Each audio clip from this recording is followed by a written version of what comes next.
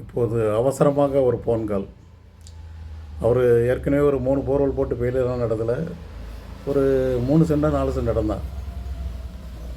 அந்த இடத்துல நான் ஆய்வு பணி செய்து ஒரு இருக்கல பெட்டர் இடம்னு ஒன்று தேர்வு செய்து அதில் போர் போட வைச்சேன்.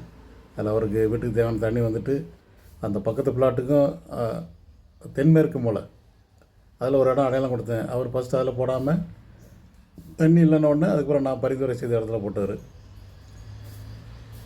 அவங்க 2 பிளாட்டுக்கும் எதுக்கு உள்ள பிளாட்லேயும் அவங்க போர்வெல் போடுறதுக்கு முன்னாடி என்னடா வந்தாங்க. அவங்களுக்கு ஆய்வு பண்ணி செஞ்சு போர்வெல் போட பரிந்துரை செஞ்சுருந்தேன். கரெக்டாக அந்த இடத்துல போட்டாங்க. அவங்களுக்கு 2 ஊற்று வந்துச்சு. 100 அடிக்குள்ள ஒரு ஊற்று, அதுக்கடுத்து 300 to 400 அடிக்குள்ள ஒரு ஊற்றுன்னு சொல்லி நிறைய தண்ணி வந்துச்சு. அப்படிப்பட்ட இடத்துல இப்போ ஒரு போர்வெல் பண்ணி நடந்துக்கிட்டு இருக்குது. வடகிழக்கு மூலை கம்பு சுற்றி போட்டாங்களாம். 200 அடி கடந்தும் தண்ணி வரல. நீங்கள் உடனே வந்து பார்த்துதாங்க. வந்து பார்த்த உடனே அந்த இடத்துல போர் போட்டுடலாமா அப்படின்னு கேட்காரு.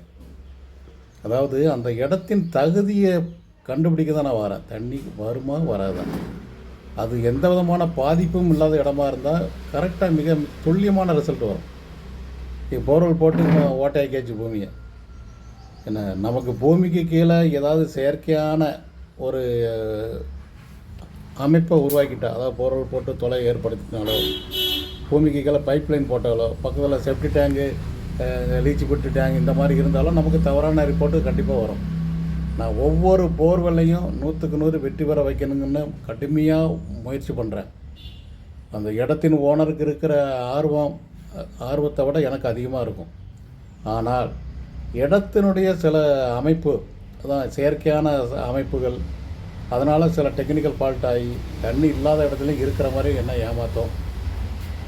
அதனால் ஒரு இடத்துல போர்வெல் போடணும்னு நினச்சிட்டிங்கன்னா முதல்ல எடுத்த உடனேயே விஞ்ஞான முறை நிலத்தண்ணீர் ஆய்வு பண்ணிக்கு போங்க. கம்பு தேங்காயை ஏன் கூப்பிட்றீங்க? அது சீப் அண்ட் பெஸ்ட்டாக இருக்கிறனாலையா? அது சீப்பாக இருக்கலாம், பட் பெஸ்ட்டாக கண்டிப்பாக இருக்காது. வடகிழக்கு முலையை தான் காட்ட போகிறாங்க.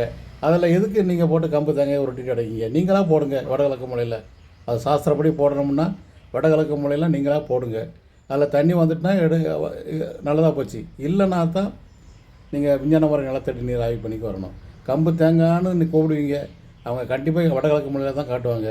அது உங்களுக்கு அதிர்ஷ்டம் இருந்தாலோ, அந்த இடத்துக்கு அதிர்ஷ்டம் இருந்தாலோ உங்களுக்கு தண்ணி கிடைக்க போகுது. இப்போ அவசரமாக போர்வெல் போட்டு தண்ணி வரல, புகையாக போயிட்டுருக்கு, நீங்கள் உடனே வாங்க வேறு இடத்த பார்த்து அந்த இடத்த கொடுத்தா தண்ணி வந்துடுமா? நான் விட்டு தெளிவாக சொன்னேன். அந்த இடத்தினுடைய தகுதியில் அதுக்கு தண்ணி இருக்கா இல்லையான்னு பார்க்க தான் வரேன். இருந்தால் தான் இருக்குதுன்னு சொல்லுவேன், இல்லைன்னா இல்லைன்னு தான் சொல்லுவேன். போர்வெல் போட நினைக்கும் அன்பர்கள் அனைவரும் தெரிந்து கொள்ள வேண்டியது, முதல்ல இடத்தினுடைய தகுதியை நிர்ணயம் செய்யுங்கள். தகுதியான இடம், போர்வெல் போட தகுதியான இடம், கிணறு அமைக்க தகுதியான இடத்த விஞ்ஞான முறைப்படி நிலத்தடி நீர் ஆய்வியல் மட்டும்தான் கண்டு உணர முடியும். இதுலேயும் 100க்கு 100 மிகச் சரியான ரிசல்ட் கிடைக்கணும்னா அந்த இடம் எந்த வித பாதிப்பும் இல்லாமல் இருக்கணும். பைப் லைனோ போர்வெல்லோ பக்கத்தில் இல்லாமல் இருக்கணும்.